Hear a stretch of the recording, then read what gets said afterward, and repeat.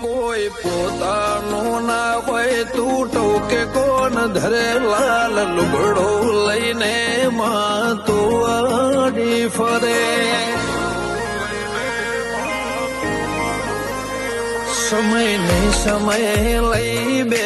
કાઢ્યો મારા ઘરે નાત મો ભાત પડી એવી વાત કરે સિંકા મારા જગાદી ને તક્યો અમારો લેખ લખવા વાળો દેવી તે લખ્યો